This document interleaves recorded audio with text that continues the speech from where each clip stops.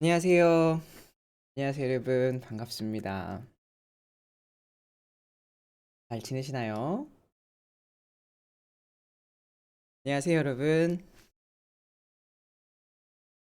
지금 시간을 딱 맞춰서 왔는데 오신 분들 인사 한 번만 해주세요.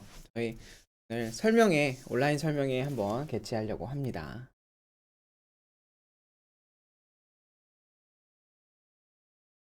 안녕하세요. 네, 어서 오세요. 네, 반갑습니다. 오늘은 이제 문학을 어떻게 할까에 대한 이야기를 하려고 이렇게 왔어요. 사람들이 들어오시려나? 반갑습니다. 오후 2시가 이거 시간이 안 될까?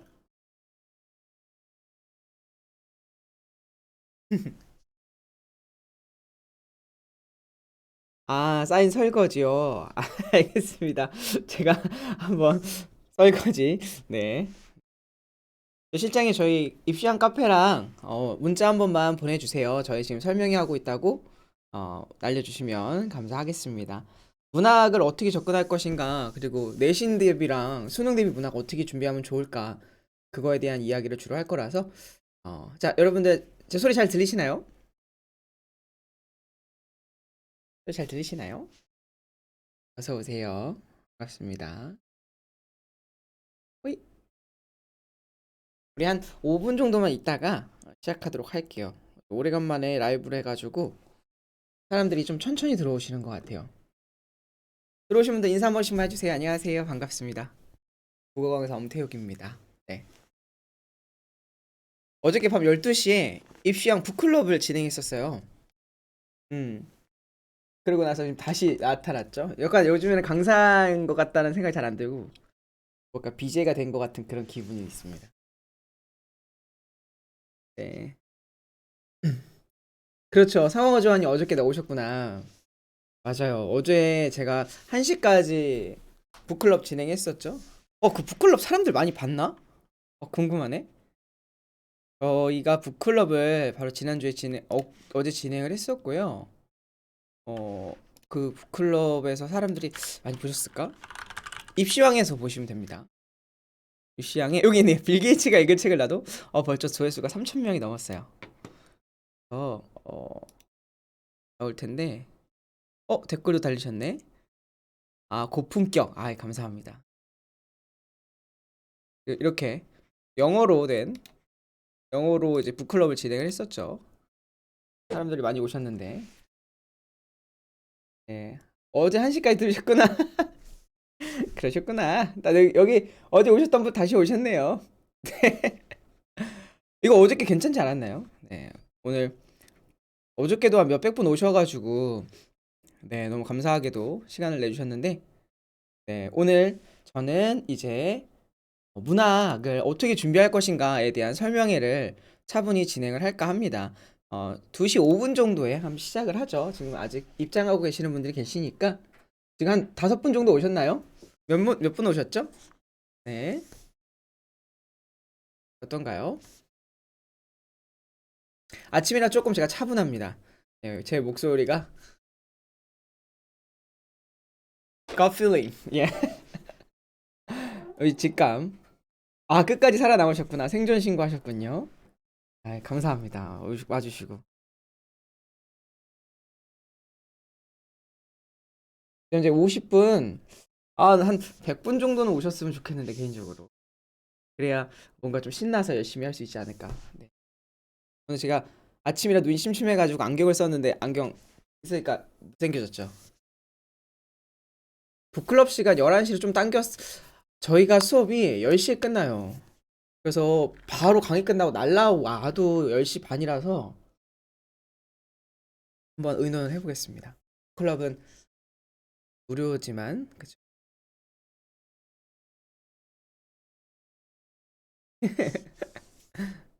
반갑습니다, 여러분. 자, 오늘은 기본적으로 문학에 대한 이야기를 할 거예요. 안녕하세요, 동성님. 어서 오세요. 우리 인사 한 번씩만 할까요, 여러분? 자, 상어가주아님 반갑습니다. 보라프리지아님 반갑습니다. 말하는 대로 이거 약간 그거 같은데. 나 20살 적에 하루를 보내고 그죠? 불안한 잠자리에 누울 때면 이거 말하는 대로 그 노래 그거 맞죠?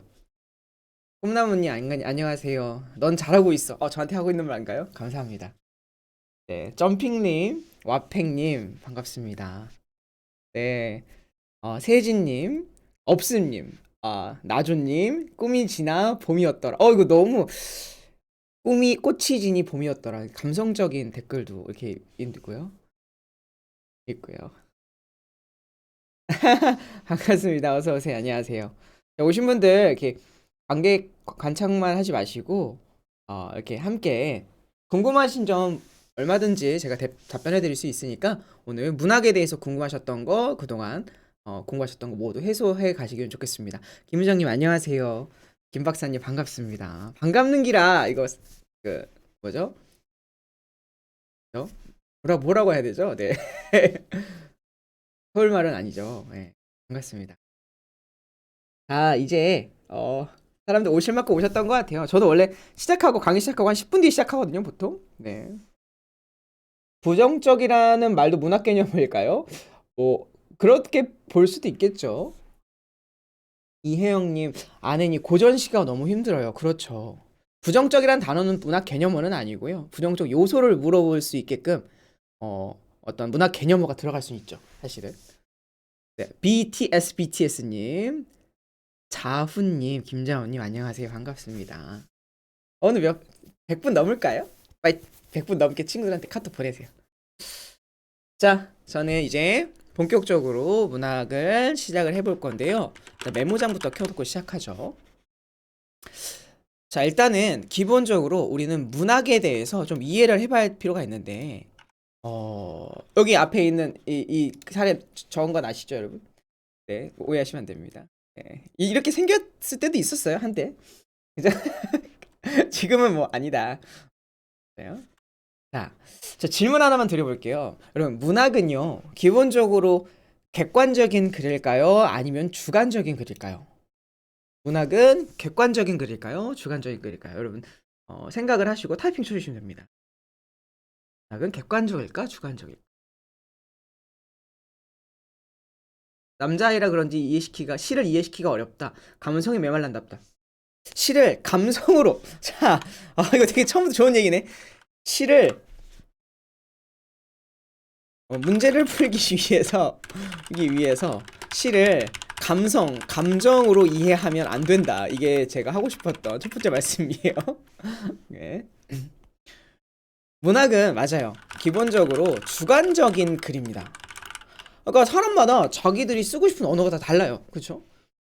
뭐 예를 들면 이런 거잖아요. 나 오늘 너한테 여기까지가 시예요. 나 오늘 너한테 딱 이게 시라고 했을 때 제목 오늘 그죠?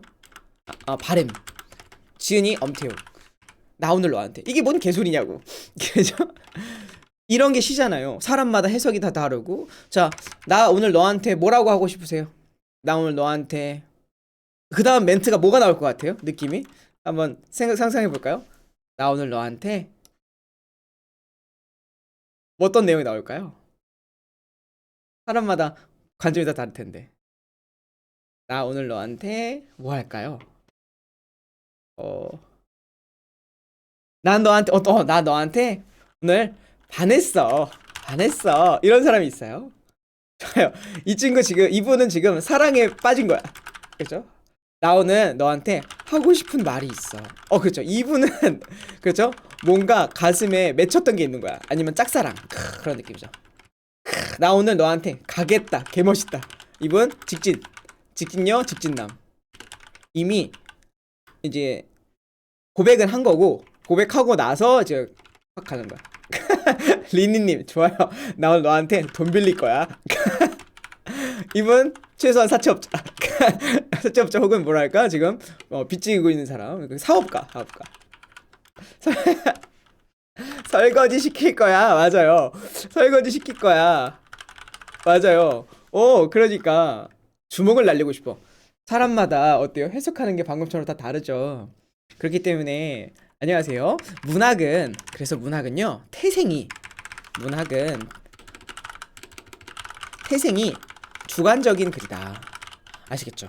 그럼 우리가 조금 더 고민을 해봐야 될 것 같아요. 이런 주관적인 글을 시험에 낼 수 있을까요? 너무 주관적이니까 객관성이 떨어지지 않을까요? 오답 논란이 있지 않을까요? 그렇죠? 내신 대비해서 자기 마음대로 주관적으로 해석하라고 그러면 그거 너무 억울하지 않을까요? 그래서 우리 문학은 어떻게 접근해야 되냐면 주관적인 글이기 때문에 객관적인 요소만 평가해야 한다라는 것이 국룰입니다. 너무너무 주관적이다 보니까 이 주관성을 그대로 반영할 수가 없어요. 그러니까 항상 객관적인 요소를 평가하자. 이게 포인트가 되는 거예요. 그래야 논란이 없고 오답 논란도 없고 평가원에서 욕도 안 먹고 학교 선생님도 그래도 학부모님들과 학생들의 이제 억울함에서 피어날 수 있겠죠. 그러면 유일하게 문학에서 객관적인 부분이 어디냐? 내용일까요? 여러분, 내용이 시 해석이 모든 사람이 다 똑같을까요?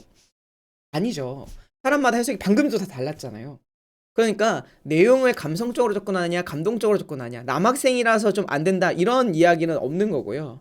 네, 그죠? 없는 거고요. 그래서 어떤 부분이 중요한 거냐면은 객관적인 요소, 다시 말하면 문학 개념어만 중요한 거예요. 문학 개념어. 문학 개념어라는 건 뭐냐면 과거, 현재, 미래, 시간과 공간을 넘나들어서 구애받지 않고 늘 객관적인 요소만 있다는 거예요. 예를 들면 자, 우리 역설법 같은 거 많이 하지 않습니까? 역설법? 역설법 하게 되면 우리가 떠오르는 게 그냥 단적인 얘기가 뭐죠? 뭐 소리 없는 아우성. 이런 게 역설법일 거란 말이에요. 그렇죠? 아니, 아우성이 소리가 있는 건데 이 자식아. 어떻게 소리가 없냐? 이거는 모순 형용이다라고 이야기를 하면서 말이 안 된다라고 얘기를 할 거란 말이에요. 예를 들면 이런 건 어때요? 자, 이런 제가 정지용 선생님의 유리창을 굉장히 좋아하는데 하고 슬픈 것이 눈에 아른거린다. 그러면서 그죠? 외롭고 황홀한 심사 이렇게 얘기해요. 외로운 황홀한 심사. 외로운 있겠죠? 외로운 황홀한 심사 이렇게 얘기하거든요. 아니, 외롭다라는 건 마이너스인데 왜 황홀하냐? 이렇게 마이너스와 플러스가 함께 있는 건 역설법이라고 하거든요. 그죠? 그러면 재밌는 건 뭐냐면 이 역설법은 시간과 공간을 초월해서 누구나 똑같을 거예요. 예를 들면 600년 전에 세종대왕한테 가져가가지고 외로운 황홀한 심사가 저 600년 후에 이제 당신의 당신의 그 후손인 정지용이라는 사람이 쓴 시요. 이게 무슨 법인 것 같습니까? 그러면 세종대왕이 뭐라고 할까요? 아, 그런 건 역설법이니라 그렇게 하겠죠. 그렇죠? 그런데 그렇죠, 맞아요. 외로운 걸 좋아할 수도 있지 않나요? 맞습니다. 이게 왜 이 시가 뭐냐면 아들이 죽었어요. 그래서 아들이 죽어서 혼자 남게 돼서 외로운 거예요. 그런데 유리창 건너편에 아들의 형상이 보여요. 아들이 눈앞에 아른아른 거린다는 거예요. 죽은 줄 알았던 아들이 눈앞에 보이고 있으니까 그 순간만큼 황홀하잖아요. 그래서 외로우면서도 죽은 걸 알고 있으니까 동시에 너무 그 순간만큼 행복한 모습, 이렇게 외로운 황홀한 심사라는 것이 그렇게 만들어진 단어거든요. 그러니까 이게 역설법이잖아요. 그러니까 이런 거는 600년 전 세종대왕한테 가도 역설법이다라고 얘기할 거고, 이 외로운 황홀함 신사를 영어로 번역해가지고 팀쌤한테 의뢰해서 영어로 번역한 다음에 어디로 가져가요? 미국으로 가서 우리 오바마한테 물어보는 거예요. 외로운 황홀한 심사 이거 무슨 법입니까? 라고 하면 오바마가 이렇게 얘기하죠. paradox라고 얘기하겠죠. 패러독스다. 뭐예요? 그 역설법이다라는 거거든요. 그러니까 어때요? 시간과 공간과 역사를 초월했잖아요. 그래서 이런 게 유일하게 문학 개념으로서 객관적 사실을 갖고 있어요. 여러분들이, 우리 자녀분들이 문학을 잘하려면 기본적으로 완벽하게 문학 개념어를 할 수 있어야 된다. 이게 제가 오늘 말씀드리는 첫 번째고요. 문학 개념을 할 수 없다 그러면은 아무리 학원에 많이 가서 공부를 하더라도 달달달 암기를 했어도 결코 성적이 나올 수 없어요. 기본적으로 항상 문학 개념어예요. 근데 이게 재밌는 게 뭐냐면 중학교 때도 문학 개념을 배웠어요. 작품 보면서 달달달 외웠다고. 외웠는데 문제는 뭐냐면 휘발성이야. 시험만 보고 나면 다 날라가. 머릿속에서 없어져. 그렇죠. 아니, 이상하게 중간고사 보고 나서 30분만 지나고 나면 조금 전에 외웠던 게 다 없어지잖아. 그러니까 이런 거 이렇게 암기식으로 문학 개념을 접근하면 안 된다. 절대로 암기로 문학 개념어를 접근하면 노노노 안 됩니다. 아시겠죠? 이게 첫 번째 레슨이에요. 아시겠죠? 자, 두 번째.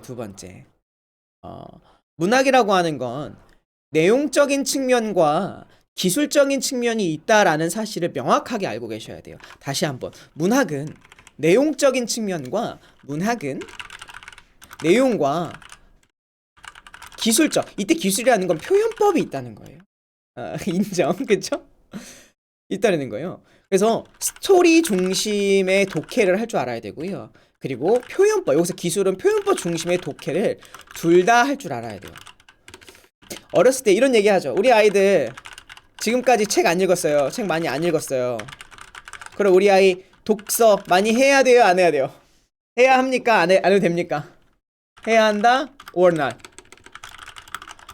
의견 한번 들어보죠. 근데 나 어저께 그거 했잖아. 북클럽 했잖아. 이거 뭐지? 이 옆에는 뭐지?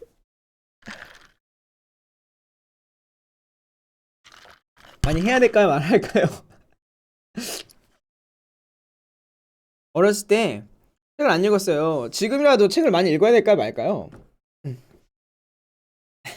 해야 해요? 해야 한다고 듣고 싶으시죠? 만약에 결론도 말씀드리면 만약에 이제 고3이 고1이다. 근데 국어를 잘하고 싶다. 그러면 독서는 하면 안 됩니다. 안 돼요. 옛날에 책 많이 읽으니까 3등급은 그냥 나오는데 3등급이 한 개예요. 네.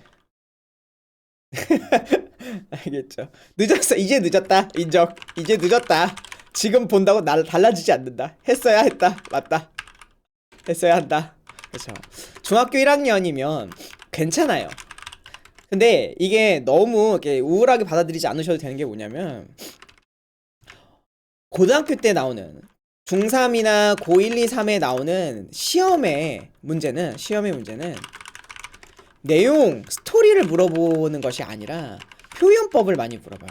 아니 우리가 해리포터나 아니면은 뭐 반지의 제왕이나 이런 책 같은 거 읽을 때 헤르미온도 엄청 귀엽다. 해리포터 이거 주인공이라 사귀네. 막 이런 식으로 생각하면서 내용 중심으로 글을 읽는데 누가 해리포터를 읽으면서 이 해리포터는 부분적으로는 1인칭 주인공 시점을 갖고 있군.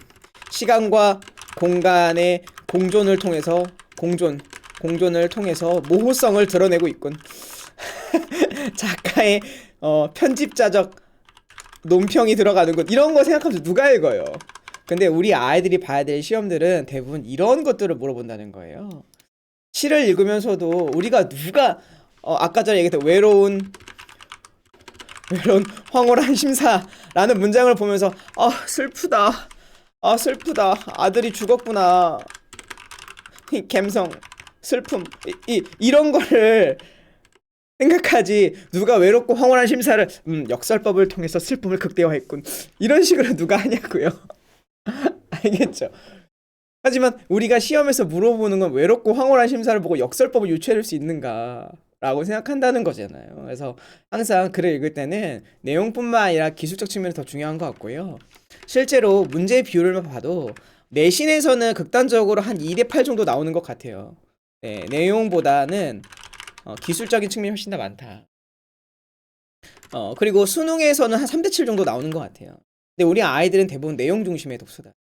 고3은 책 읽는 거 안 돼요. 예. 할 수 있다면 하면 좋은데 고1, 2가 됐는데 굳이 하면 너무 좋죠. 근데 국어 성적을 위해서는 굳이 뭐 할 필요는 없다. 알겠죠? 굳이 할 수. 여기서 기술이라는 건 테크닉을 뜻하는 게 아니에요, 여러분. 여기서 기술이라는 건 테크닉을 뜻하는 것도 아니고 뭐랄까 스킬을 뜻하는 것도 아니에요. 제 수업의 문학의 내용과 기술은 테크닉도 아니고 스킬도 아니고 describe라는 뜻이에요. describe 묘사하다 뜻이에요. 묘사하다를 조금 더 멋진 표현을 기술하다라고 얘기하잖아요. 그래서 묘사와 기술하다의 뜻인 거지 여기서 스킬이 아니다라고 생각하시면 좋겠습니다. 제 수업은 스킬을 가르치는 강의가 아닙니다. 이제 늦었다. 대신에 제대로 공부하자. 이게 그래서 문학 개념어 중심의 학습이 돼야 된다가 제가 말씀드린 첫 번째 이야기입니다. 아시겠죠? 자, 다음 넘어가 볼까요? 그래서 실제로 문제를 보여드릴게요. 대부분의 문제가 이렇게 나와요, 여러분. 이렇게 선지가 있단 말이에요. 애초에 표현상의 특징을 대놓고 물어봐요.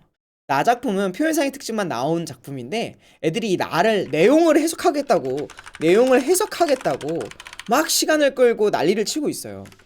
근데 실제로 내용을 열심히 해석했어요. 어려운 내용이지만 막 한 땀 한 땀 동그라미 치고 그러면서 공부를 했는데 실제로 문제를 풀어봤더니 이런 젠장 내용 문제는 한 글자도 안 나오네. 다 무슨 문제예요? 표현법 문제 나와요. 그러니 자 여기 밑에 있는 빨간색 글씨가 없다고 가정하고 글을 읽었을 때 우리 아이들이 어떻게끔 선지가 분석이 돼야 되냐면 의도적으로 변형한 시어를 통하여 리듬감의 변화를 주고 있다라는 문장을 어떻게 해야 되냐면 시적 효용과 반복법을 찾으라고 하는 거군 이렇게 해석할 줄 알아야 돼요. 다시 한번 가볼까요? 잘 들으세요. 이거 되게 재밌는 거예요. 우리 아이들은 선지 1, 2, 3, 4, 5번을 그냥 읽을 텐데 이렇게 읽으면 안 돼요. 의도적으로 변형한 시어를 통하여 리듬감의 변화를 주고 있어. 의도적인 변형한 시어가 뭐지? 어딨지? 하고 막 올라가서 막 찾는 게예요. 그리고 리듬감이 어떻게 리듬감이 드러나지? 이렇게 고민하고 있으면 안 돼요. 그냥 저 선지를 읽으면서 바로 의도적으로 변형한 시어를 통하여 리듬감을 변화를 주고 있군. 시적 효용 찾아서 반복법이 있는지 찾아봐야 되겠다. 이거 물어보는 거고요. 알겠죠? 예를 들면은 3번 같은 거 한번 읽어볼게요. 시적 상황에 등장하는 인물의 행위를 자연물에 빗대어 표현하고 있군.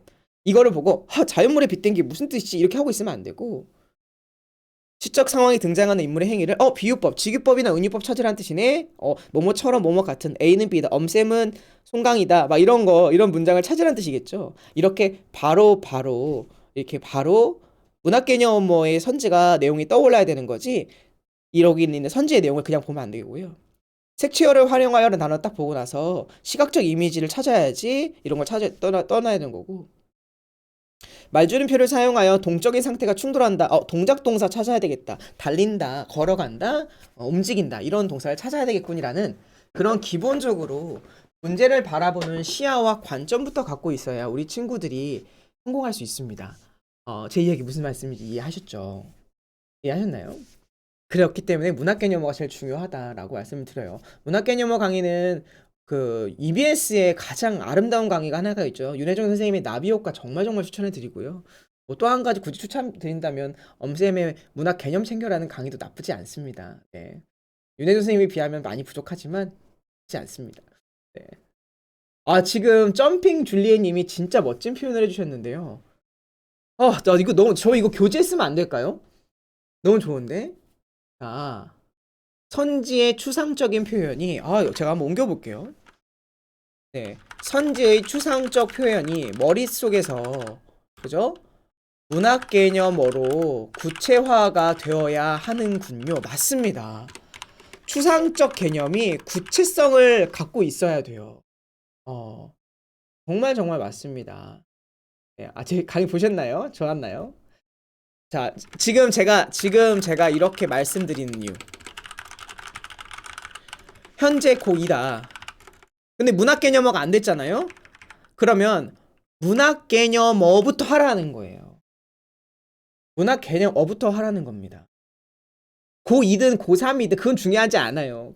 문학 개념어가 안 된 상태에서 문학을 잘 풀 수는 없습니다. EBS 백날 푼다고 넣지 않아요. 더 달라지지 않습니다. 그렇죠? 그래서 고2든 고3이든 문학이 안 됐으면 문학 개념부터 시작하는 거다. 저는 고3 수업 대치에서 합니다. 네, 분당에서도 하고요. 아시겠죠? 진짜 좋은 말씀이네. 점핑님, 아이랑 같이 들으셨으면 수강료 2배 내시는 거 맞나요? 이거 저한테 학부모님도 저한테 주셔야 돼. 맨날 같이 보고 있어. 엄마랑 아빠랑 아리랑 넷이서 같이 보고 있다고 하더라고요. 자, 되셨죠? 여기까지 하나의 첫 번째 챕터가 끝난 것 같네요. 궁금하신 점 있으시면 언제든지 이제 물어보시면 제가 읽으면서 동기 답변할게요. 자, 두 번째로 넘어가죠. 우리가 맨날 독해력 하는데 웃으시는 거 보니까 기프트콘 기다리겠습니다. 아니, 제가 한번 이런 적이 있어요. 학부모님이 제가 강의 끝나고 이제 나갔는데 아버님이 오시더라고요. 그리고 아버님이 오시더니 저한테 손을 잡더니 선생님 강의에서 해주셨던 말씀 정말 자기 인생을 되돌아보는 멋진 말씀이셨습니다. 제가 지금 나이가 50대인데 어떻게 그런 말씀을 해주셔가지고 아이랑 같이 보다가 자기가 감동받아서 선생님 강의를 다 정주행했습니다. 그런 얘기 하시더라고요. 그래서 제가 그랬고 아버님 수강료는 어떻게 되셨냐고. 그래서 되게 약간 민망할 때가 많아요. 제가 사실 뭐라고 어머니 아버님들께 삶을 그리고 또 강의를 하겠습니까? 제가 동생 아이들이니까 하는 거죠. 제가 송구스럽고 부끄러운 일이 많아서 네, 자제해 주시면 감사하겠습니다. 저 목동 대치명인 없어졌어요. 네, 없어져가지고 제가 원래 강의하다가 못 가게 된 거고요. 네. 저 목동 백치명인 학원 진짜 많은데 학생 진짜 많았는데 네. 그래서 아버님이 진짜 감사하다고 저한테 막 2만 원 꽃다발 주고 가셨어요 그때. 근데 그런 분이 생각보다 많아요. 자, 페이지 2로 넘어갈게요. 독해력이란 무엇인가? 우리가 보통 독해라고 하는 걸 한자어로 풀게 되면 읽을 독자의 풀해자거든요. 읽을 독자의 풀해자. 그러면 이해하고 깨닫는다라는 뜻이잖아요. 그렇죠? 저는 한자어의 어원을 우리 학생들에게 참 많이 가르쳐 주는데 이 풀다의 해자가 이게 뿔각자예요. 소뿔. 그리고 그 밑에 있는 오른쪽 하단에 있는 게 소우자고요. 요게 칼도예요. 소의 뿔을 칼로 자른다라는 거예요. 그래서 안에 뭐가 들었나 어떻게 됐나 이제 풀어 헤치고 깨닫고 설명하게 하는 거거든요. 독해랑 문해랑 크게 다르지 않습니다. 그런데 이 한자어를 조금 더 정확하게 띄어보면 이렇게 나눌 수가 있어요. 읽다라는 건 책을 읽고 이해하는 거잖아요. 글을 읽을 때 항상 그래서 지문을 이해하는 거예요. 그래서 우리가 보통 독해력이라고 하면 보통 지문에만 포커싱이 맞춰져 있어요. 지문에만 포커싱이 맞춰져 있다는 건 무슨 뜻이냐면 이런 뜻이에요. 자, 왼쪽에 있는 글을 읽는 것을 보통 독해라고 생각을 하거든요. 독해를 잘하는 친구들은 지문을 잘 읽는 친구들이에요. 그렇죠? 우리가 보통 독해를 잘하는 친구들은 뭐 이런 글들을 잘 읽는 친구라고 생각할 텐데 그렇지 않다는 것을 좀 말씀드리는 거예요. 독해를 잘한다는 건 지문을 잘 읽는 건 독을 잘하는 거예요. 읽고 이해만 잘하는 거예요. 그러면 해를 잘하려면 어떻게 되는 거냐면 해를 잘한다는 건 문제풀을 위해서 이렇게 깨닫고 문제를 푸는 거잖아요. 풀어버리는 거. 깨닫고 설명하는 거. 뭘 풀까요? 문제를 풀고 선지를 설명된 선지를 해석하는 거잖아요. 그래서 독해라고 하는 단어 안에는 지문과 그리고 문제와 선지 개념이 다 들어가 있는 개념이다. 그러니까 단순히 요것만 왼쪽 것만 잘 본다고 해서 문제를 잘 푸는 것이 아니라 오른쪽에 있는 문제를 잘 읽고 선지를 해석할 수 있는 능력이 길러져야 본질적으로 성적이 잘 나와요. 왼쪽 거는 학교나 학원에서 엄청 많이 배우고요. 모든 자습서나 이론서 참고서에 다 나와서 한 땀 한 땀 한 땀 정리가 돼 있을 거예요. 근데 진짜 우리 아이들이 문학을 잘하려면 왼쪽 거보다도 훨씬 더 뭐가 더 중요한 거냐면 결국에는 오른쪽 게 더 중요하다. 문제를 어떻게 접근할 것인가, 문제를 어떻게 끊어읽을래, 문제를 어떻게 해석할래의 부분이 있다는 거죠. 그래서 우리가 독해라는 이름을 했을 때는 항상 지문과 문제와 선지를 통합적으로 바라보는 그런 관점을 갖고 있어야 된다라고 말씀을 드리는 겁니다. 여기까지 이해하셨나요?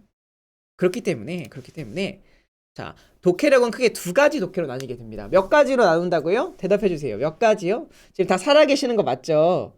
생존 신고 한번 해볼까요? 얼라이브라고 쳐주세요. 지금 몇 분이나 계시나? 지금? 10분 계시나요?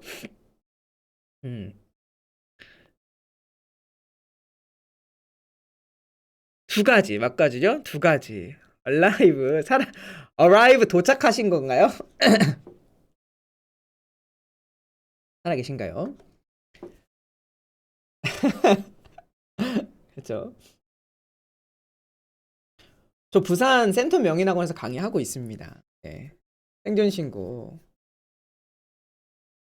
자, 그래서 103분이나 계세요? 되게 많이 계시네. 이게 뭐라고 이렇게 많이 보시죠? 네. 그래서 독해는 두 가지 독해가 있어요. 이거 지금 내가 고1, 고2인데 혹은 고3인데 중학생인데 이 개념이 있다는 거 꽤 좋은 이야기예요.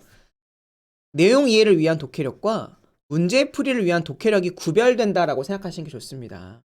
그래서 지문 독해에 대해서 아무리 이해가 뛰어나도 문제풀이를 위한 독해력이 없으면 성적은 안 나올 거고요. 반대로 문제풀이를 위한 독해력이 아무리 좋아도 센스가 있어도 지문에 대한 이해도가 떨어지면 성적은 안 나와요. 이 두 가지가 모두 다 겸용돼야 되는 것 같고요. 그리고 여기서 진짜 잘 들으셔야 되는 개념이 뭐냐면 내용 이해는 독해, 그죠? 여러분 내용 이해를 위한 독해는 내신에서는 학원에서 책임져 줄 수 있어요. 가능. 하지만 문제풀이를 위한 독해는 학원에서 내신에서 학원에서 책임지기가 어려워요. 왜냐면 이거는 시험 당일날 문제 풀 때 드러나는 거거든요.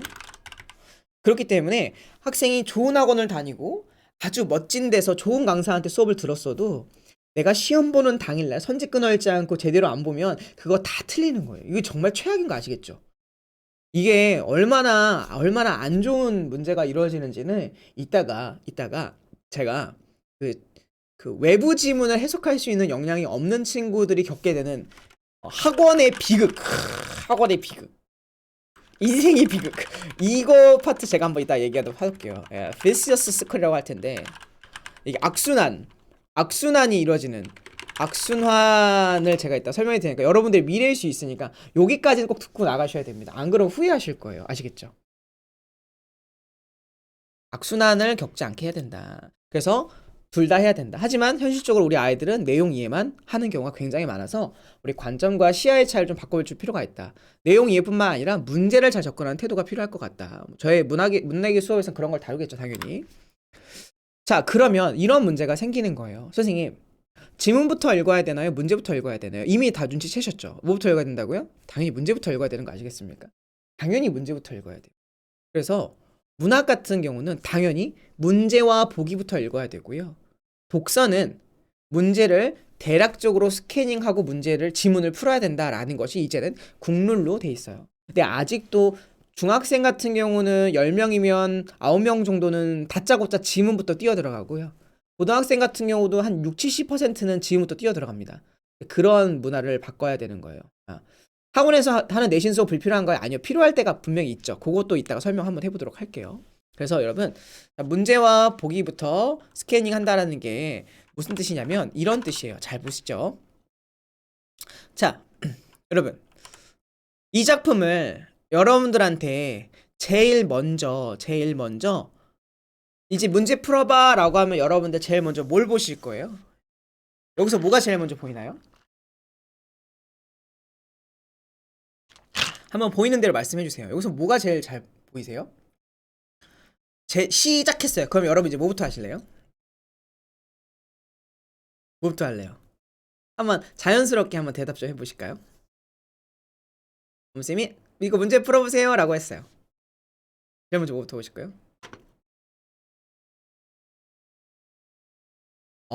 훌륭하시네요. 공통점 적절한 거 문제 요거부터 봤다. A, B, C, D가 나눠져 있다. 그리고 가를 봐야 된다. 현지 읽기요. 잘하셨습니다. 역시 여기 제가 봤을 때는 이제 학부모님들이 수능을 봐야 될 것 같아. 이쯤 되면 아이들보다 더 잘해. 자, 여러분 제일 먼저 해야 되는 건 문학에서 여러분들이 제일 먼저 하셔야 되는 건 첫 번째 작가와 제목입니다. 그렇죠. 맞아요. 시인이랑 작가랑 제목부터 봐야 돼요. 그런데 가만 보면 안 되고요. 모두 봐야 돼요. 작가와 제목. 김춘수의 샤갈의 마을에 내리는 눈이라고 하는 이 작품, 이것도 봐야 돼요. 항상 모든 글을 읽을 때는 작가랑 제목부터 읽어야 된다. 장지용의 유리창, 나이덕의 성느티나무, 대역사 이런 것들 보이시죠? 자, 예를 들어 볼까요? 이걸로 가볼까요? 백석 선생님의 나와 나타샤와 흰 당나귀가 있어요. 제목이라고 하는 건 이 시를 압축해서 요약해 놓은 거잖아요. 그렇죠? 그렇기 때문에 제목을 보면 이 글의 정보가 드러난다는 말이죠. 두 번째, 여러분, 박남준 선생님의 아름다운 관계라는 게 있어요. 시인을 모르는 것도 괜찮아요. 상관없어요. 자, 볼까요? 지금부터 잘 들어보세요. 지금 가작품에는 나와 나타샤와 흰 당나귀라는 작품, 백석 선생님의 작품이 나왔고요. 나작품에는 아름다운 관계라고 하는, 그죠? 우리 박남준 선생님의 작품이 나왔어요. 그러면 이 세상에는 수천 수만 편의 시가 있잖아요. 그쵸? 그런데 이 수천 수만 편의 시 중에서 지금 제 눈앞에 이 두 작품이 함께 나온 건 우연일까요? 아니면 필연일까요? 우연인가요? 필연인가요? 이거는 우연일까요? 우연히 내 눈앞에 있는 걸까요? 필연적인 걸까요? 당연히 어떨까요? 우연이라고요? 이 우연이 여기 있는 거야? 아, 그렇죠. 의도적 필연 좋다. 필연이죠. 네, 누가 만들어낸? 출제자가 만들어낸 필연이죠. 그러면 당연히 그런 의도와 목적과 그렇지, 우연을 가장한 필연이다. 그렇죠. 원래 여자 꼬실 때 남자 꼬실 때 우연을 가장한 필연이 제일 중요한 거 아시죠? 저도 예전에 좋아하는 여자가 있어서 지하철에서 우연히 4번 마주치고 그 다음에 말 걸었거든요. 우연히 4번을 마주치게끔 상황을 설정한 거죠. 약간 이런 느낌 뭔지 아시죠? 이런 감성. 요즘에는 이렇게 안 한다고 하더라고요. 네. 아, 갑자기 설레졌네. 그럼 여러분, 지금 전 세계 인구가 60억이 넘는데 그 60억 인구 중에 지금 여러분들과 제가 만난 건 뭘까요? 아니, 이 수십억 명의 사람 중에 지금 여러분들과 제가 이렇게 만나게 된 건 뭘까요? 분당 초딩님. 아, 방금 나 설렜다. 운명. 기가 막히다.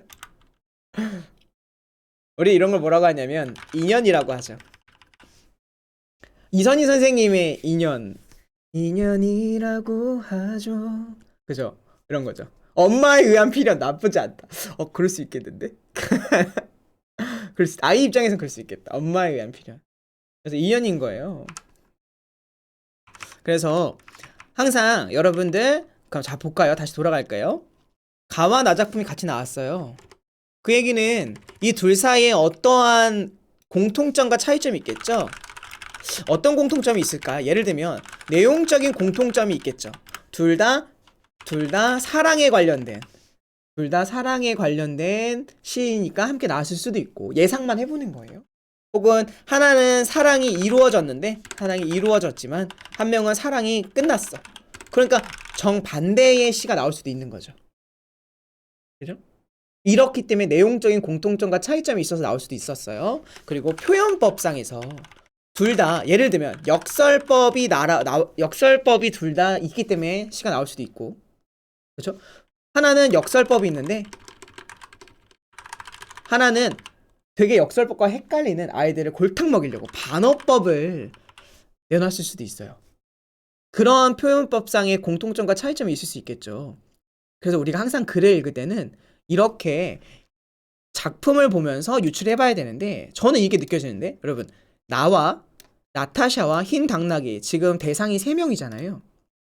이 세 사람의 관계를 박남준 선생님은 아름다운 관계, 다시 말하면 이 작품은 관계성에 관련된 내용적인 공통점이 있기 때문에 문제를 낸 것 같아요. 그런 느낌 동의하십니까? 아름다운 관계가 혹시 나와 나타샤와 흰 당나귀의 관계는 아닐까? 라는 생각하세요? 동의하십니까? 동의한다면 동의한다라고 적어주세요. agree라고 해주세요. agree. 그죠? 나와 나타샤와 흰 당나귀. 그렇죠. 그러니까 아니라 다를까.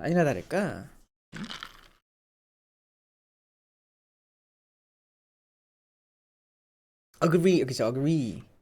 그러니까 아니라 다를까. 여기 문제 한번 볼까요, 여러분? 다시 1번 문제를 봤더니 보기를 바탕으로 하래요. 여기 동그라미 한번 쳐볼게요. 보기를 바탕으로 하는 건 보기가 중심이 돼야 된다는 뜻이에요. 그래서 보기를 제가 한번 읽어볼 건데 뭐라고 써져 있냐면, 자, 인간은 자신을 둘러싸고 있는 세계와 무수한 관계를 맺으며 살아가는 존재다. 지금 가와 나를 감상할 때, 그러니까 뭘 중심으로 글을 읽으라는 거예요? 관계성 중심으로. 어때요? 방금 우리 문학에서 제목만 뽑아봤는데 벌써부터 뭐가 나옵니까? 글이 좀 더 이해가 되기 시작한 거잖아요. 순수를 지향하며 단절과 고립을 자처하기도 하고, 그러니까 어떠한 위 가작품이 순수를 지향하며 단절과 고립을 자처하기도 하고 스스로 변화의 주체가 되어 이질적인 존재들을 포용하는 관계를 확대해 나간다. 이게 나작품이 될 확률이 매우 높겠네요. 왜요? 이거랑 두 개가 하고라고 하는 연결어미를 통해서 and를 썼기 때문에 이게 가고 밑에 게 나을 확률이 매우 높다는 겁니다. 어떤 말씀인지 이해하셨죠? 느낌 잡으셨습니까? 이게 가는 아닐까? 얘가 나는 아닐까? 이렇게 생각하면서 글을 읽었어야 된다는 거예요. 그리고 얘는 주어진 상황 속에서 세계를 대하는 저마다의 존재 방식으로 우리는 이를 통해서 각자가 지향하는 삶의 자세를 알 수 있다. 그러니까 여러분, 순수를 지향한다. 그리고 관계를 확대해 나간다. 이 두 가지를 키워드로 잡아야 되는 거 알겠죠? 자, 그러면 여러분 잘 보세요. 이렇게 작품의 제목이나 이런 보기에 대한 정보도 없이 바로 시를 해석했던 사람과 방금처럼 이렇게 보기와 제목을 통해서 정보를 끄집어낸 사람이 순수를 지향한다, 관계를 확대해 나간다, 이러한 내용을 가지고 있는 상태에서 시를 해석하는 사람은 완전 다른 사람인 거 여러분 동의하십니까? 그렇죠?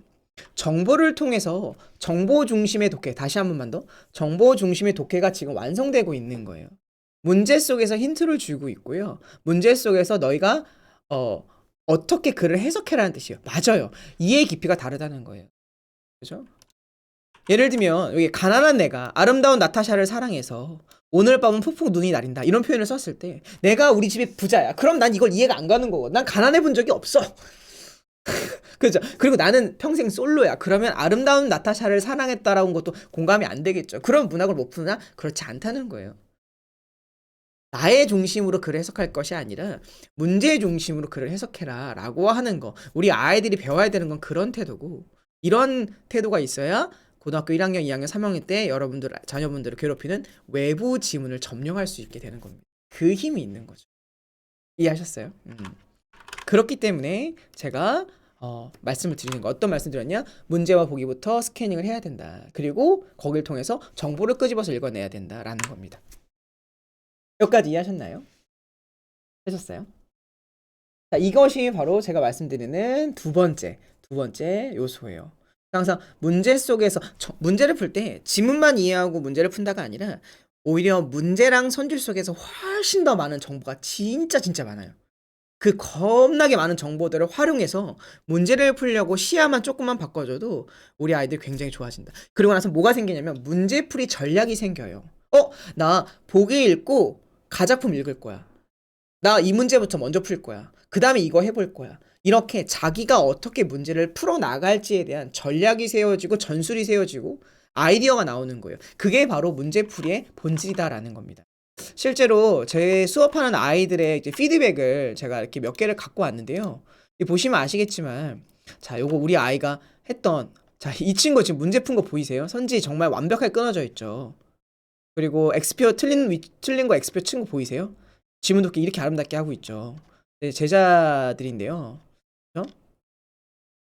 자, 이 아이가 이렇게 적어놨잖아요. 뭐라고 적어놨어요?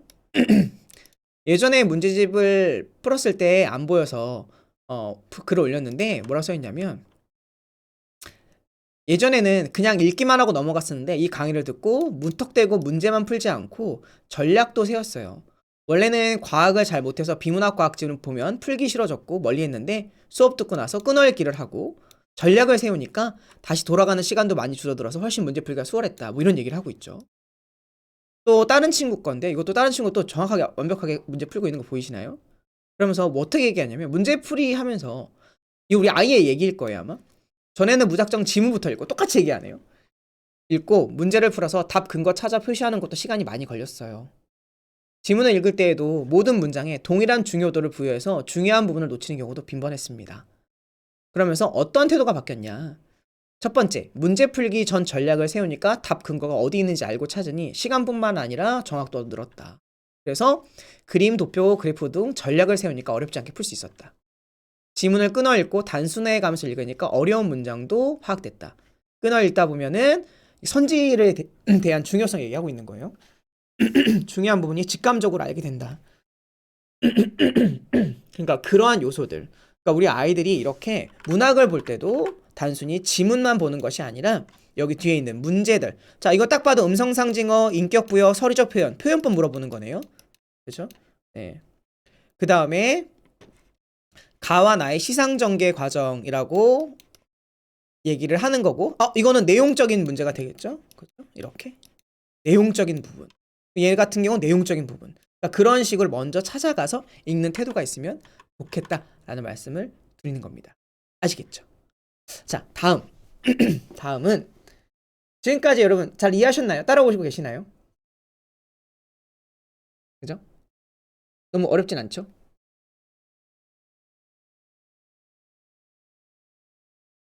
두 번째 파트 끝났고 이제 세 번째 마지막 파트로 넘어갈 겁니다. 한 15분 정도 남았어요. 안녕 성빈아. 오늘 도비하면 나 강퇴시킬 거야 너. 자, 이제 결국 이제 제일 중요한 이야기가 하나가 나왔어요. 이제 뭐냐면 내신 대비를 하든 수능을 준비를 하든 가장 중요한 이야기가 하나 남았는데, 자, 수능 대비를 할 거예요. 수능은 EBS에서 출제가 되는데 50%밖에 안 나와요. 연계가 50%밖에 안 나오죠. 그러면 사실 문학 작품 중에, 그죠? 수능에서 만나는 문학 작품 중에 50%는 모르는 것, 난생 처음 보는 것, 맞나요? 날것 그대로. 아시겠죠? 동의하십니까? 내신 대비에 있어서 교과서에서 나오는 거 기껏해야 60%밖에 안 돼요. 70%라고 할까요? 70%. 그죠? 그러면 나머지 30%는 모르는 것, 난생 처음 보는 것, 날것 맞나요? 동의하십니까? 그러면 수능에서도 1등급을 받고 싶고 내신에서도 1등급을 받고 싶은데 결국 중요한 건 이 50%와 70%가 아니라 나머지 50%와 30%가 더 중요한 거 아시겠죠? 이거 다 맞아봐야 10점밖에 안 되잖아요. 결국 외부 지문을 어떻게 접근할 것인가, 이게 제일 중요한 것 같은데, 난생 처음 보는 작품 어떻게 해석할 것인가 중요한 거 아닌가요? 그렇죠? 그러면 보시면 아시겠지만, 자 볼까요? 이게 제일 중요한 거 아닌가요? 낯선 작품을 스스로 해석할 수 있는 능력, 그리고 주어진 정보를 활용할 수 있는 능력, 이 두 가지가 사실은 우리 아이들이 3년간 계속 갈고 닦고 만들어야 되는 요소 아닐까요? 그렇죠. 그게 되지 않으면 이 친구들은 시간을 1000시간을 쓰든 10,000시간을 쓰든 성적이 오르지 않을 거고요. 학원을 얼마든지 많이 다니는 성적이 안 나오게 됩니다. 이건 정말 최악인 경우죠. 아시겠죠? 자, 그래서 만약에 이러한 일이 할 수 없다면, 스스로 해석할 수 없고 주어진 정보를 활용할 수 없다면 그냥 다짜고짜 외우는 것만, 달달달달 외웠던 것만 그냥 잘 시험을 봤던 중학생의 모습을 그대로 갖고 있다면, 고등학교 때 이 친구는 악순환을 경험할 수밖에 없는 거지 않을까요? 악순환. 이게 악순환이 뭐냐면 이거예요. 자, 일단 학원에 갑니다. 학원에 갑니다. 근데 우리 아이는 외부 지문 대비가 아직 안 돼 있어. 그렇죠? 근데 이런 건 하루 아침에 달라지지 않아. 그런데 성적은 바로 나와야 돼. 그게 학원에서 해줄 일. 여기까지 동의하십니까? 맞죠? 그러면 학원 강사가 취할 수 있는 전략은 두 가지예요. 첫 번째, 옆에 앉혀서, 그죠? 하나하나 처음부터 가르친다. 둘, 어떻게 돼요? 문제를 겁나 많이 준다. 양치기를 시킨다. 이 두 가지밖에 없는 거 맞죠? 맞아요? 근데 양치기를 해요. 했다. 양치기를 했다. 아이는 고생했다. 힘들다. 그런데 양치기 한 내용이 시험에 안 나왔다.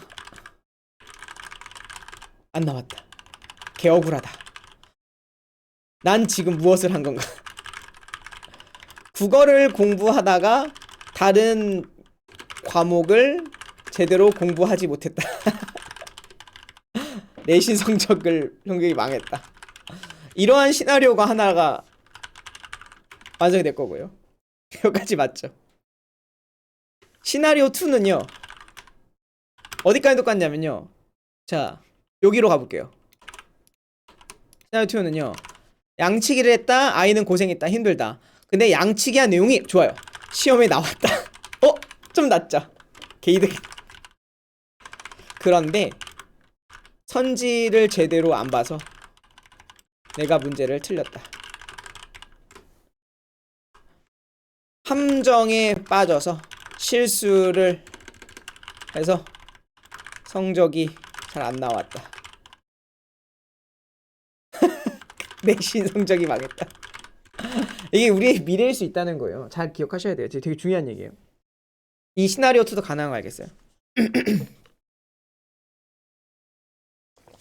그러니까 아무리 좋은 학원 다녀도 시험 당일날 문제 풀 때 선지에 대한 자기 공부가 체계화가 되지 않으면 학원이 다 무의미해요. 자, 그러면 자, 이렇게 이러한 시나리오 1, 2상 시나리오 1, 2상에서 우리 아이의 과거.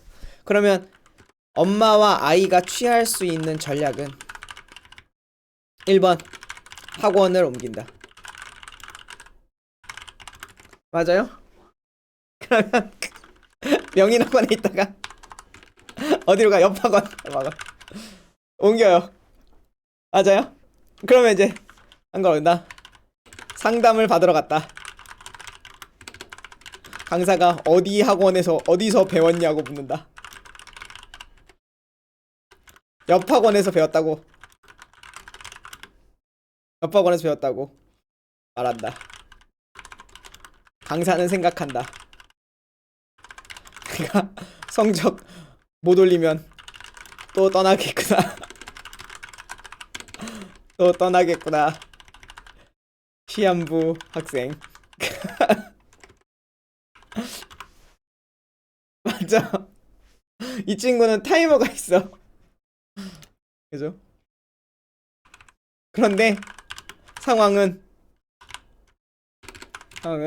외부 지문 전략이 없다.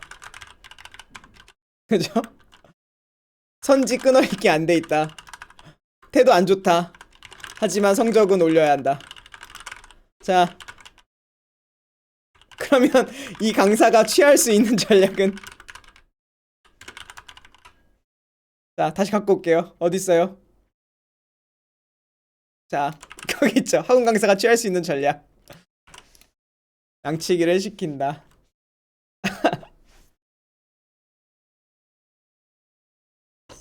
자, 어떻게 돼요? 자, 어떻게 돼요? 시나리오 1, 2또 가요? 갖다 붙여요. 아시겠습니까? 여기까지 다시 다 돌아온 거 알겠어요? 고생했다. 또 안 나왔다. 아, 하나 더 있네요. 3번. 문제를 더 많이 풀려야 되겠다. 답은 이거다. 학생과 학생은 죽어나간다. 지금 마음 아프신 분들 빨리 손 드세요. 빨리. 우리 과거다. 네. 이게 돼요. 그러면 이제 사실 이렇게 2번 정도 학원 옮길 때쯤 되면 무슨 일을 하는 줄 알아요? 학원을 2번 옮겼다. 3번째 학원이다. 나는 3학년 1학기다.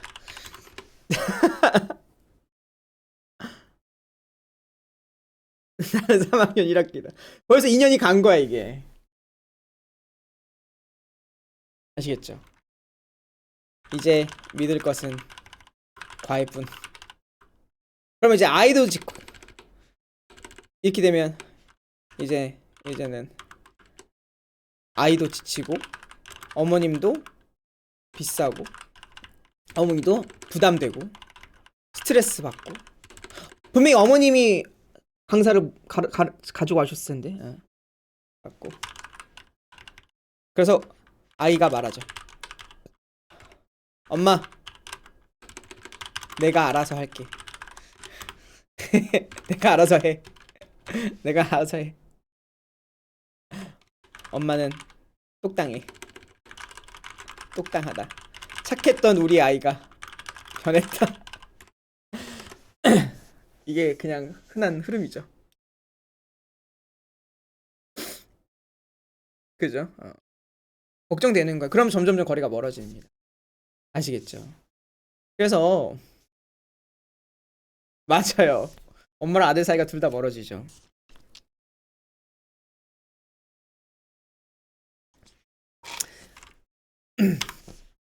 그래서 외부 지문을 접근하려면 이렇게 할 줄 알아야 돼요. 그래서 본질로 돌아가서 볼까요? 이렇게 왼쪽에 있는 작품 보이세요?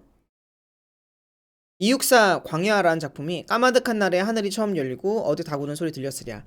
이걸 보고 스스로 해석할 줄 알아야 돼요. 스스로. 의학은 뭔가요? 의학. 너무 내가 전곡을 찔렀나?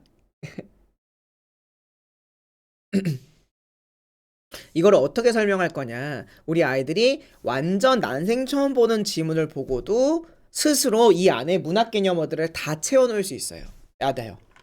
난생 처음 보는 지문을 보고도 난생 처음 보는 지문을 보고도 뭐 해야 된다? 작품 혹은 지문 또는 문학 작품을 보고도 모든 문학 개념어를 다 찾을 수 있어야 한다. 이게 매우 매우 중요한 요소예요. 다시 말하면 왼쪽의 작품을 오른쪽처럼 만들 수 있어야 된다는 거예요. 까마득한 날에 하늘이 처음 열리고 어디 닭 우는 소리 들렸을 서리법 있었네 라고 생각할 수 있어야 돼요. 이때 닭 우는 소리라고 하는 건 실제로 닭 우는 소리가 아니라 비유적인 거니까 대유법이 있었구나 이렇게 찾을 수 있어야 돼요. 모든 산맥들이 바다를 연모에 휘달릴 때 산이 어떻게 바다를 향해 막 달려가? 이건 말이 안 되잖아요. 그러니까 무슨 법 사람처럼 달리다라는 표현이 때 있기 때문에 의인법이자 활류법이 되는 거고. 차마 이곳을 범하진 못하였으리라. 그죠? 그러면서 부지런한 계절이 피어선 지고 어떻게 계절이라고 하는 게 피기도 하고 지기도 할 거예요. 피기도 하고 지는 건 꽃의 속성이죠. 꽃은 살아있는 생물체니까 활류법이 되겠죠.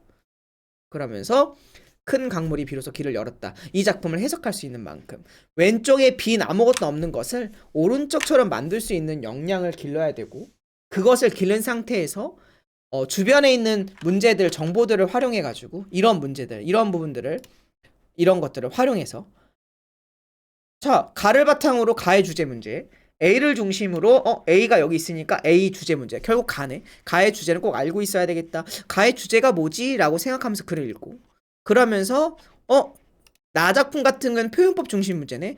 그러니까 표현법 얘는 내용보다는 표현법 중심으로 글을 읽어야 되겠다. B를 중심으로 다를 감상하래. B가 어디 있는데? B가 다 안에 있네. 그러니까 여기가 제일 중요하겠다. 난 여길 제일 열심히 봐야 되겠다.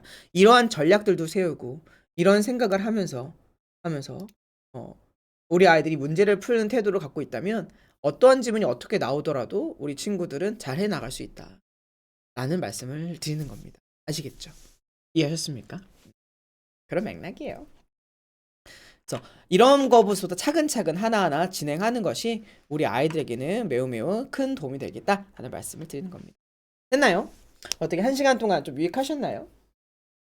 다른 설명이랑 좀 많이 다르죠? 제 설명에는 원래 이렇게 가르치고 그래요.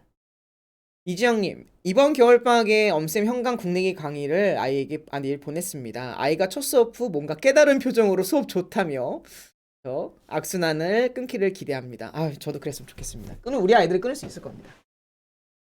그래서 이제 많은 분들이 이제 제 문학 커리큘럼을 좀 궁금해하시는 것 같아서 그거 소개만 조금 하고 저는 이제 갈 거예요, 여러분.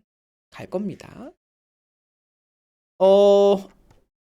문학의 내용과 기술이라는 제 수업이 있고요. 고1, 2, 3 다 개강을 하고요. 여기 제 엄태우 국어연구소 블로그에 오시면 자세히 보실 수 있어요. 이번에 개강하는 지점은 해운대, 분당, 서초, 세종, 대전, 센텀, 부산이네요. 중계, 대치 이렇게 8군데 지점에서 당장 이번 주랑 다음 주에 걸쳐서 7일 이미 개강했고 11일, 13, 14, 15 이렇게 쭉 있으니까 확인하시면 좋을 것 같고요. 고3도 대치랑 분당, 센텀 이 3군데에만 진행을 합니다. 그러면서 제 문내기 수업은 뭘 가르치는 거냐면 방금 이야기했던 그 모든 것들 그렇죠? 외부 지문, 고난도 문학 그리고 장르별 독해 같은 걸 강의하게 될 거고요. 이게 목차예요. 제 목차. 현대시를 어떻게 풀래? 순서와 방법. 고전시를 푸는 순서와 방법. 현대 소설 푸는 순서와 방법. 현대 고전 소설 푸는 순서와 방법. 복합 지문 푸는 순서와 방법, 그리고 문제를 어떻게 분석할까에 대한 이야기들을 합니다. 알겠죠? 그래서 작품에 대해서 충분히 이해하는 것뿐만 아니라 문학 개념어까지 완벽하게 얘기하는 거예요.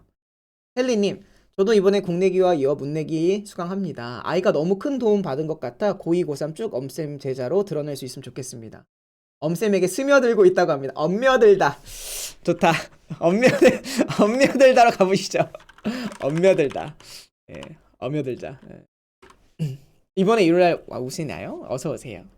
주변에 많이 알려주세요. 사실 제가 타 지역으로 가는 게 저한테는 굉장히 무리인 커리큘럼이라서 본사에서도 그렇게 막 좋아하진 않아요. 그쵸. 서울에서도 해도 학생이 훨씬 더 많거든요. 그래도 제가 이렇게 방송을 하다 보니까 타 지역에 있는 분들을 만나 뵙고 싶어서 최대한 시간을 내서 가고 있으니까 많이 알려주시면 오랫동안 그 지역을 나갈 수 있을 것 같습니다. 안 그러면 좀 본사 소환당합니다. 지금도 소환돼야 되는 지점이 소환하고 싶다고 얘기를 많이 하셔가지고 네, 서울 지역에서도 많이 러브콜이 들어오고 있어요. 그리고 2월이 끝나고 나면 3월 달에 제가 온앤오프 문법 강의를 하게 돼요. 온앤오프 문법 강의라고 하는 거는 전국 어디에서나 실시간으로 라이브를 참여하실 수 있습니다. 라이브로 현장 강의, 대치동에서 하는 강의를 라이브로 실시간 송출해 드릴 거예요. 설령 라이브를 못 듣더라도 동영상 강의로 똑같이 들으실 수가 있을 것 같고요. 고등학교 1학년, 2학년 학생들이 3월 달에 필수적으로 알고 있어야 되는 문법의 1, 2단원 절반까지를 딱 진행을 할 거예요. 그러니까 요거는 제가 봤을 때 수업 구성과 내용이 굉장히 좋기 때문에 1학기 내신 대비에 꼭 필요한 요소들만 모아놨기 때문에 필요하신 분들은 꼭 들으시면 좋겠습니다. 라이브 강의로 진행됩니다. 목요일날 저녁 7시에 진행이 돼요. 이 내용도 확인하시면 좋겠습니다. 알겠죠? 목요일날 저녁 3월 3일 개강이고 딱 4주간 6시 반에 진행이 된다라고 하고요. 마지막으로 제 입시형 아카데미 온 얼리버드 특강이 있죠. 얼리버드 벌써 2월 특강을 하고 있는데 학생들이 굉장히 성과가 좋습니다. 학생들의 어떤 모습 변화도 이렇게 알 수 있는데 이런 자세한 내용은 여러분들 저희 밴드나 입시형 카페에서 확인하시면 좋겠어요. 아시겠죠? 저 1년 동안 잘 지켜봐 주셔서 너무 감사합니다. 친구한테 오라고 광고하고 있어요. 감사합니다.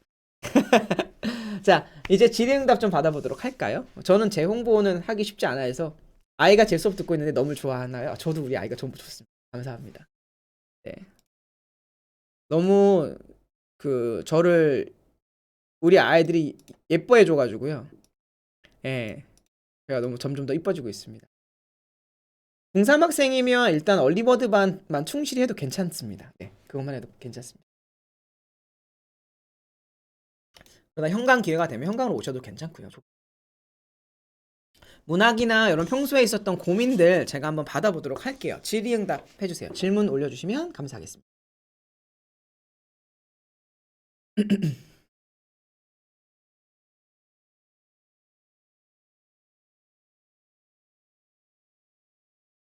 저는 요즘에 취미가 우리 학생들 이렇게 이제 피드백 수강 후기 보는 게 제 취미예요. 이게 저희 카페거든요. 저희 카페에서 학생들이 독해력 수업 과제를 늘 제출을 하는데 박수. 이번 겨울 국내기 수업 현강으로 들었는데 비문학은 시간이 없으면 거의 포기하다시피 했는데 이제는 자신감이 생겼다고 합니다. 감사합니다. 많이 알려주세요.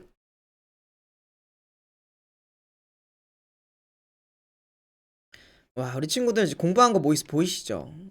숙제가 이렇게 자기가 공부했던 거 필기해서 올리는 건데 얼리버드만 쭉 따라오시면 문학까지 진행되고 문법은 따로 해야 될 거예요. 문법은 얼리버드만 해서 진행하진 않을 것 같습니다. 와, 이 친구 대박이다. 재밌지 않아요? 여러분 보고 계시면? 제가 예비 고1인데 비문학은 1학기 내신에 안 나온다고 하는데 비문학보다는 문학에 충실하는 게 맞아요. 맞습니다. 문학에 무조건 충실하셔야 됩니다. 고전 문학은 해석할 때 팁 같은 거 많이 있죠. 고전 문학은요. 특정 단어를 몰라도 주변 맥락으로만 글을 읽어도 고전 문학은 이해가 되고요. 고전 문학은 사실 외워야 되는 뭐랄까 어휘수가 3년 내내 200단어가 안 돼요. 그럼 200단어만 제대로 외우고 나머지 것은 유추하거나 아니면 한자어가 있으면 한자어 두 개 중에 한 글자만 알아도 예를 들면 송죽이라는 단어가 있어요. 송죽. 송죽 우룰리에 송죽 우룰리에 뭐 뭐뭐가 되었다. 뭐뭐가 되었다. 이러면 송죽 중에 아는 거 하나 뭐 있을까요? 죽. 대나무가 울창하다 이렇게 해석하면 되거든요. 울 모르잖아요. 그냥 알고 있는 울 가지고 해석하면 돼요.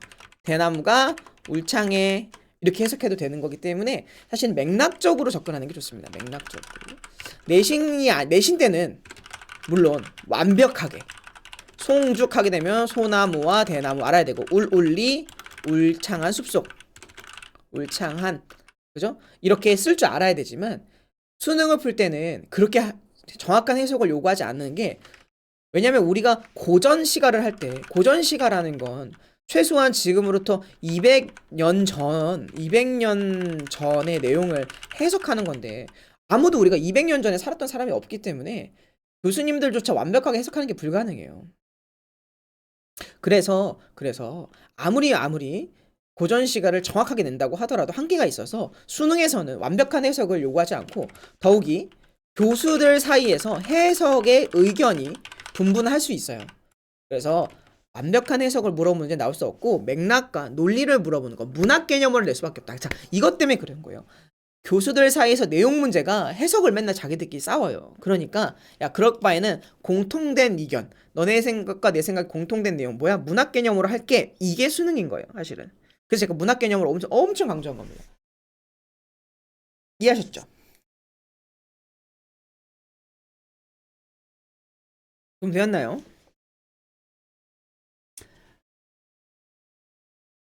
이혜영님 아이가 얼리버드 반 수업으로 한 달 만에 이렇게 성장할 수 있다는 게 신기해요. 신기하시죠?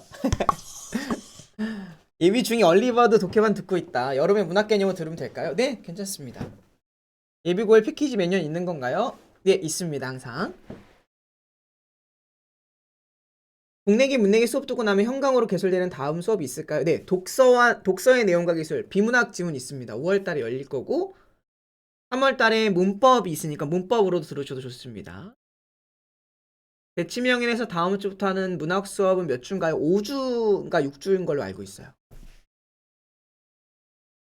국내기 수업 듣고 있는데 쌤이 영어 수업하시면 영어도 잘할 수 있을 것 같다고 합니다. 영어 수업 계획 없으신가요? 저 영어 한 타임 깔까요? 제가 수능 영어는 가르칠 수 있어요. 예전에 사실 수능 영어도 가르쳤었고요. 당연히. 제가 원래 과외할 땐 영어부터 가르쳤었고 그리고 일산에서 강의할 때는 원래 제가 20대 때 아니죠. 지금도 20대구나. 예전에는 영어부터 강사 시절 처음 했다가 학생이 엄청 빨리빨리 느는 거예요. 영어가. 그래서 너무 많이 느는데 생각하는데 제가 그랬죠. 나는 국어 전공인데 왜 영어를 가르치고 있지? 막 이런 현타가 와가지고 국어로 바꾼 겁니다. 원래 영어 가르쳤습니다. 평소 공부량과 내신과 수능 대비 수업도 착실히 합니다. 기대하는 점수치가 있게 될 텐데 내신도 모고도 한 등급씩 내려가는 점수를 받습니다. 이게 아이에도 스트레스가 되겠군요. 그럴 수 있어요. 그렇죠. 기대하는 점수보다 한 등급 떨어지는 게 참 아쉬운데 그래도 한 등급이니까 가능성은 아직 있는 거예요. SH님 해외에서 제 수업을 수강하고 계시다고요? 와 3월 문법 교재 따로 있을 겁니다. 센텀 계속 수업해주세요. 학생 수가 많아야 수업할 수 있는데 아 저도 진짜 안 그러고 싶은데 본사에서 컨트롤을 해요. 왜냐면 딴 지점에 보내면 학생 수가 단적으로 더 많아 버리면 저는 계약이 묶여 있는 몸이기 때문에 네. 대전에 이번 강의 끝나면 언제 오나요? 글쎄요 이게 저도 잘 모르겠지만 바로 갈 수 있지 않을까요? 갈 수 있었으면 좋겠습니다. 사기캐 영어 강의 제가 어저께 북클럽 하는 거 보시지 않았나요? 이과 아이들과 찰떡 이과 아이들 제가 저 알아요. 어떤 느낌인지 알아요. 제가요 국내기를 가르치잖아요. 가르치면 이과 아이들이 엄청 좋아해요. 왜냐면 체계적이고 약간 뭐랄까 분석적이고 데이터베이스인데 내가 문학을 가르치잖아요. 가르치면 문과 애들이 진짜 좋아합니다. 왜냐면 되게 감성적이거든요. 약간 글을 어떻게 봤으면 좋겠다. 저는 우리 아이들이 단순히 문제 풀기 위해서 문학을 보는 거 말고 항상 하는 말이 힘들 때, 어른이 돼서 힘들 때 서점에 가서 정말 편안하게 고를 수 있는 시인의 시집 한 권, 소설가의 소설 한 권이 있었으면 좋겠다. 그게 여러분들의 삶에 큰 도움이 될 것이다. 라고 얘기하면서 사실 문학 강의하면서 애들도 많이 울리고요. 같이 공감하고 즐거워하는 분이 되게 많아요. 문내기는 약간 감성에 관련 가까운 강의인데 그런 감성적인 부분 와중에도 문제를 풀기 위한 사고력이 동시에 들어가서 균형감을 잡으려고 노력해서 우리 아이들이 문내기 들으면 문과 학생들이 좋아하고요. 국내기는 이과 학생들이 엄청 좋아합니다.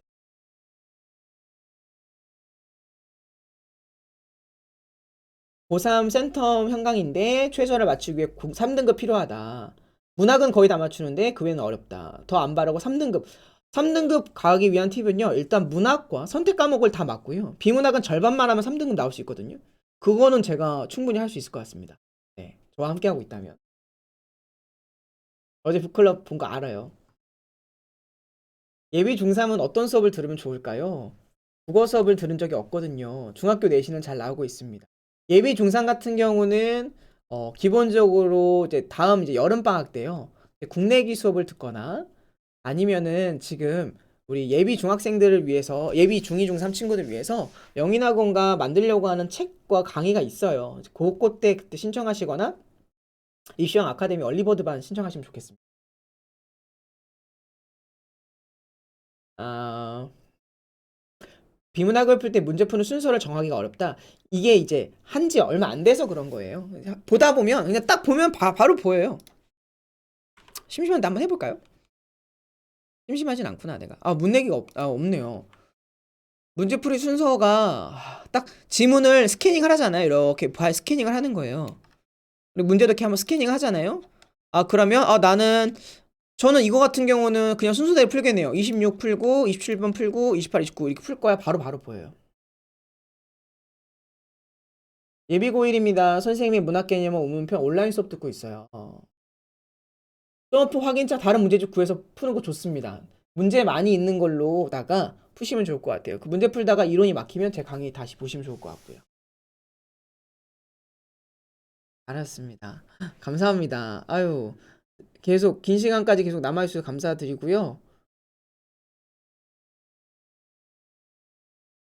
센텀 수업 중단하지 네, 중단 안 하도록 노력하겠습니다.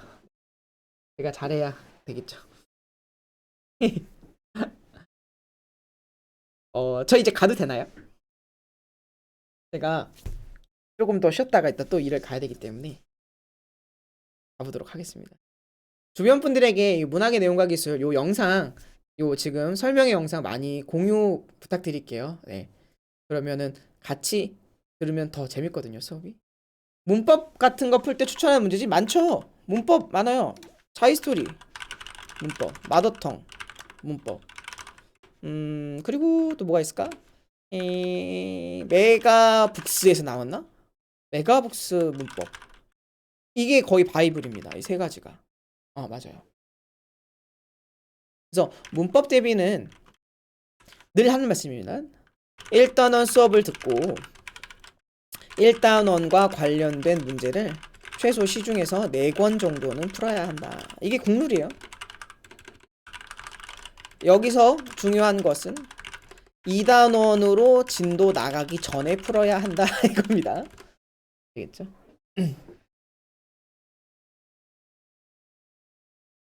1단원 듣고 1단원만 조져야 돼요. 그리고 1단원이 충분히 완성이 되면 2단원 듣고 2단원 들어야 됩니다. 어제 오늘 진짜 엄며들다 이거 좋다 표현 엄며들겠습니다. 감사합니다. 문학책이요? 알았어요. 문학책은 저는 해법 문학 좋아하고요. 오감도 좋아해요. 이게 해제가 잘 돼 있더라고요. 그래서 좋습니다. 해법 문학과 오감도 되게 좋아해요. 모든 것 시리즈도 한때 많이 봤는데 요즘에는 유행이 좀 지나간 것 같기도 하고 잘 모르겠네요. 문학 개념어 책은 사실 따로 없어요. 문학 개념어는 그렇게 막 잘 나와 있는 게 많지 않아서 문학 개념어 이론 공부를 하나를 해놓고 그러고 나서 나머지 문제 풀면서 적용하는 거예요. 북클럽은 2주에 한 번 수요일 밤 11시 혹은 10시 반 조정해 볼게요. 근데 안 될 거예요, 아마. 팀 선생님이 11시에 수업이 끝나서.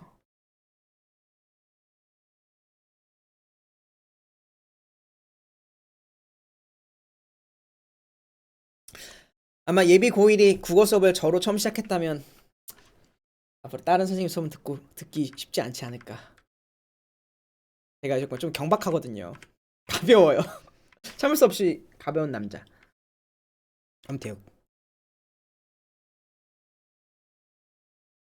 자, 그러면 오늘 여기까지 하기로 하고요. 대단히 고생 많으셨습니다. 지금까지 지금까지 국어감사 엄태욱이었습니다. 고맙습니다. 안녕히 계세요. 바이바이. 뿅. 네. 들어가세요. 고생하셨습니다. 짝짝.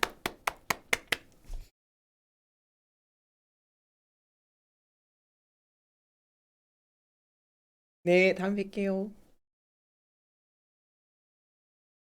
알았어, 성빈아. 이름 불러줄게. 네, 감사합니다.